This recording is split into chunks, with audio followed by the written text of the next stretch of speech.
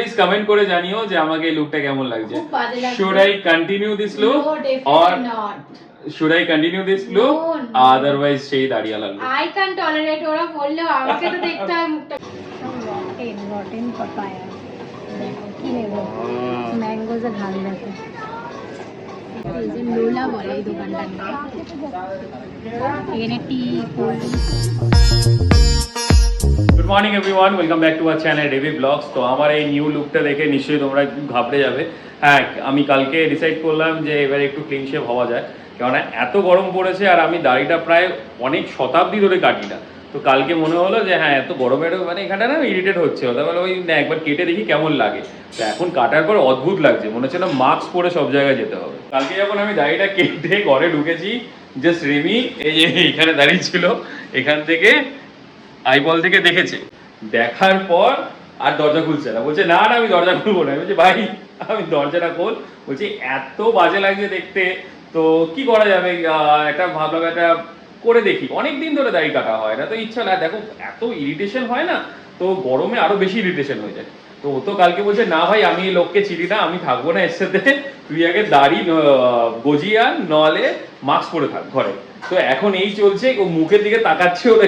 তো যাই হোক, এই যে ব্রেকফাস্ট দেওয়া হয়ে গেছে আমাকে। এই হচ্ছে ব্রেকফাস্ট আজকে, চাউমিন ঘরোয়া স্টাইলে। আর আমি সকালবেলা অনেকক্ষণই উঠেছি, উঠে সব কাজ টাজ হয়ে গেছে, আমার অফিসিয়াল কাজও করছিলাম। আর আজকে হচ্ছে থার্সডে, তো আজকে জিম বন্ধ, তো ওই জন্য জিমে যাওয়ার নেই, তো ঘরে একটু এক্সারসাইজ করলাম। তো এখন ব্রেকফাস্ট করে একটু বাইরে যাব, বাইরে কাজ আছে। বলুন কি খবর? আমি চাপা দিয়ে গেছি মুখটা, ঠিক আছে, ওটাই বেটার হবে। মাস্ক পরে থাকি মাঝে মাঝে না আমার চমকে যাচ্ছি যে এটা কে, চিনতে পারছি না। মানে কত বছর আগে দেখেছিলিস? 10 বছর হয়ে গেছে প্রায়। ফার্স্টে তো ওর ক্লিন শেভ হ্যাঁ, হয়েছিল 10 বছর, মানে প্রথম বছর এক দুয়েক ছিল ক্লিন শেভ। 2 বছর মতো ছিল, 2 বছর মতো ছিল। যাই হোক, এখন নুডলস হলো আর লাঞ্চে হচ্ছে পোস্ত, ওকে, মসুর ডাল, পাঁপড় ভাজা আর ডিমের অমলেট। ভাত হয়ে গেছে। বাহ, নিয়ে ব্রেকফাস্ট করুন।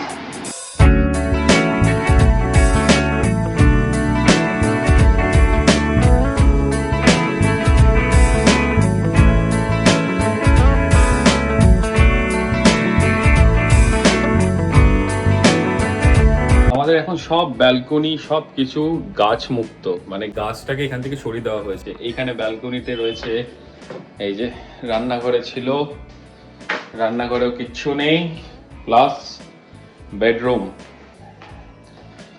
এই যে প্লাস বেডরুমে শুধু এই কটা ফুল গাছ রয়েছে আর সব গাছ নেই।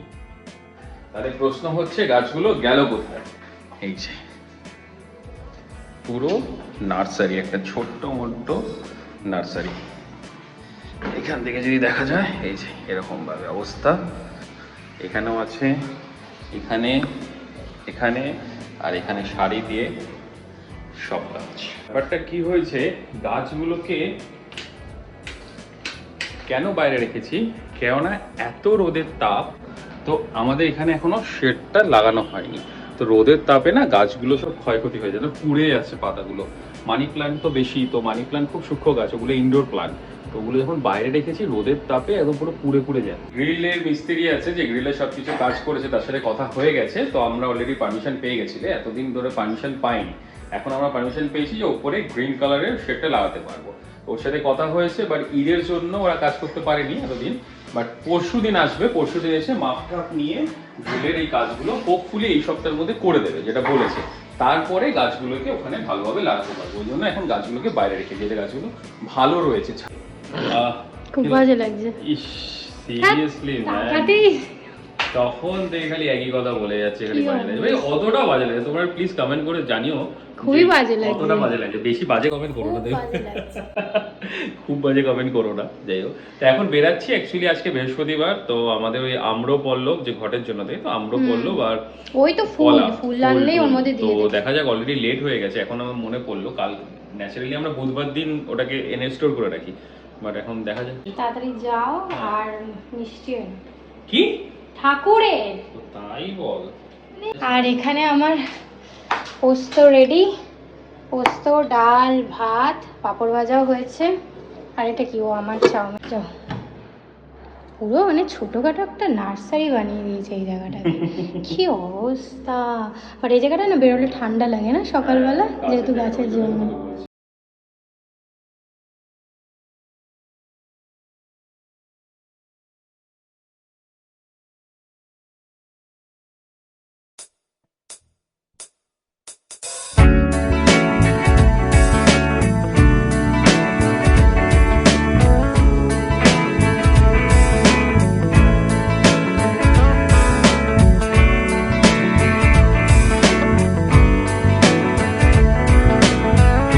এখানে রান্নাঘর পুরো ক্লিন, সব মুছে টুছে নিয়েছি, রান্নাও রেডি পুরো।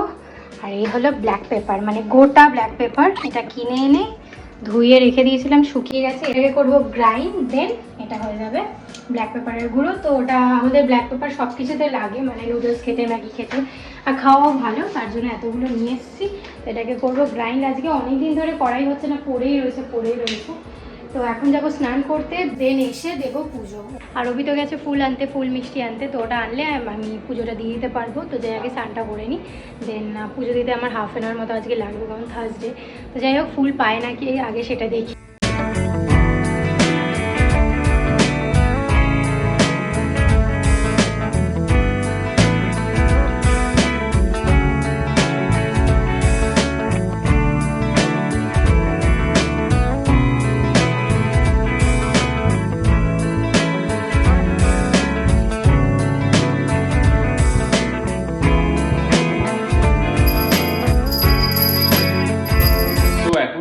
অলমোস্ট 4টে। তো খাওয়া দাওয়া তো হয়ে গেছে। খাওয়া দাওয়ার পর আমি একটু বুঝেছি আমার একটু অনলাইনে কিছু মিটিং আছে। তো এখন রিমি তো অলরেডি ঘুমাতে চলে গেছে, ও খুব টায়ার্ড আছে সকাল থেকে। তো আমি এখন কিছু অনলাইন মিটিং করব, তারপর মিটিং করে তারপর সন্ধ্যেবেলা থেকে একটু বেরোনোর প্ল্যান আছে। এই হচ্ছে আমার ল্যাপটপের ওয়ালপেপার। পিকচারটা কিন্তু খুব সুন্দর লাগছে, যদিও ল্যাপটপটা আমার না, ভাড়া করা। এটা হচ্ছে রিমির ল্যাপটপ। আমার ল্যাপটপটা খারাপ হয়ে গেছে, আমার যে ল্যাপটপটার উপর যা অত্যাচার হয়েছে, আমার ল্যাপটপটা খারাপ। রিমিটটা নিয়ে এখন কাজ চালাচ্ছি। তো যাই হোক, বেশ ভালো লাগছে। আর খুব তাড়াতাড়ি আমরা ফটোজ অ্যান্ড ভিডিওজ যে ম্যারেজে, সেগুলো আমরা শেয়ার করব। তো মিরর স্টুডিও যে দাদা আমাদের এটা করছে, তা বললো যে অলমোস্ট হয়ে গেছে। তো খুব শীঘ্রই আমাদের কাছে অ্যালবামটাও চলে আসবে এবং ভিডিও, রিলস বাগেরা সবকিছু চলে আসবে। তো we are also very excited for this.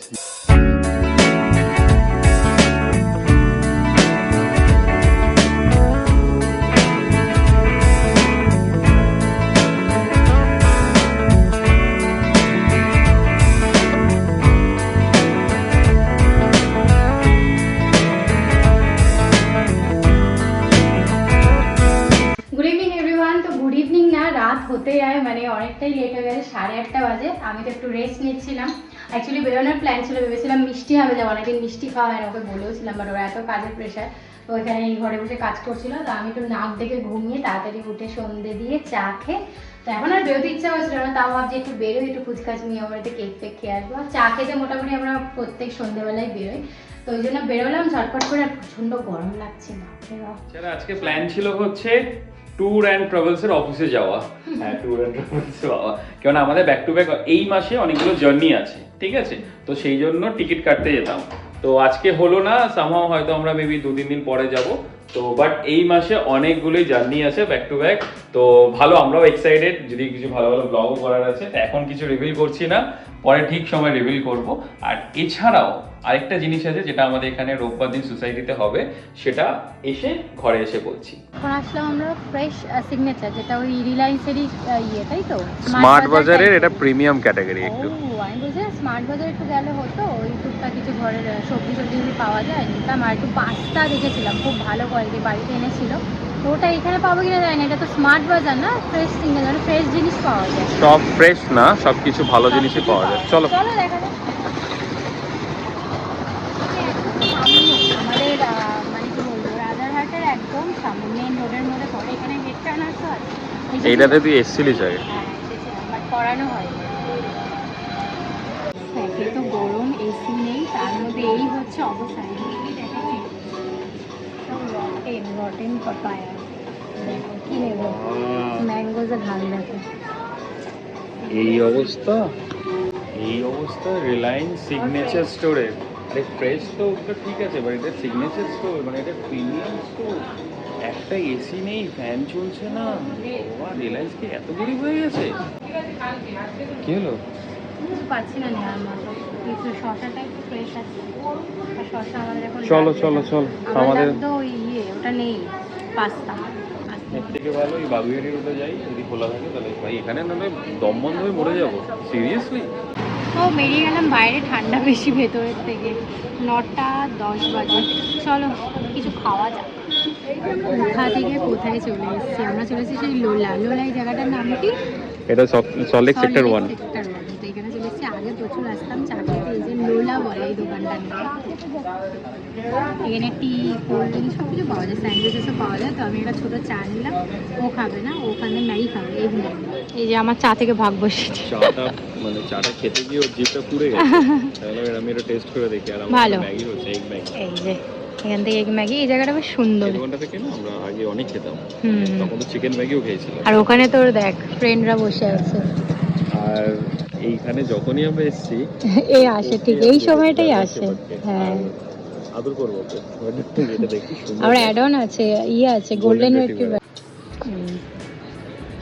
এরকম জার্মান শেফার্ড দেখিনি। আদর খাচ্ছে।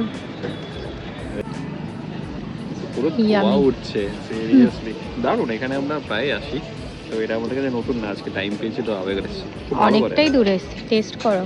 রিজনেবল প্রাইসে খুব ভালো। চলে এসেছি বাড়িতে, এখন বাজে 11:30। মানে কোথা থেকে আসলাম সেই আমার। এই যে বাজার করে এনেছি, যার মধ্যে এই যে বড় বাজার। যাই হোক, আমি এখন ওপরে চলে যাচ্ছি, ও থাকবে এখানে। ওদের এখন ছোট্ট মিটিং হবে। সো আমি তো ওপরে চলে এসেছি, এসে ভাত বসালাম। ভাতটা মানে চালটা জাস্ট ভেজালাম, এক্ষুনি বসাবো। আর ডিমের টেস্ট করছিলাম, কারণ আগের দিন যে দোকান থেকে ডিম এনেছিলাম, একটা ডিম তার মধ্যে পচা বেরিয়েছে।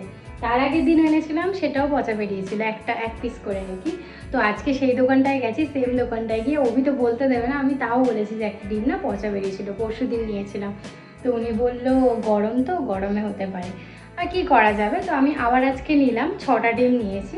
তো উনি বললেন টেস্ট করে নেবে, এরকম একটা ভর্তি বালতি বা কোনো গামলার মধ্যে জল নিয়ে সব কটা ডিম ছাড়বে। যেই ডিমটা ওপরে ভেসে আসবে তার মানে সেই ডিমটা পচা, সেটা নিয়ে আসবে, আমরা চেঞ্জ করে দেবো।